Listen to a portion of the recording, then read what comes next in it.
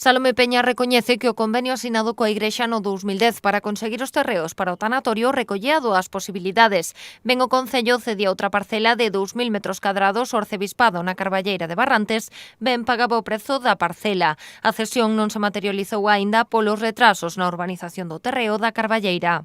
E agora falta por desarrollar a segunda bolsa de terreno, que é a parte superior, onde hai unha calle urbanizada, a parte superior se desarrollaría urbanísticamente esa zona, na cal, a parte aparece no propio convenio urbanístico que no seu día se firmou con Javier Cebrián Sagarriga, para que nos terían que ceder parte para a zona verde e parte para equipamientos públicos, educacionales e deportivos. De feito, no propio convenio co Arzobispado incluso se decía de cederlle eses 2.000 metros e tamén cambiar o uso de educativo deportivo a relixioso para a futura construción dun templo e a posibilidade de incluso de facer un convenio tamén para poder facer ali a vivienda do propio párroco. Por iso, para o Partido Popular de Ribadumia, que o Concello teña que aboar 50.000 euros ao Arcebispado polo terreo que ocupa o tanatorio é froito da mala xestión do Executivo, por non buscar unha prórroga deste convenio que ademais asegura que coñecían xa que foi aprobado en pleno. Rematou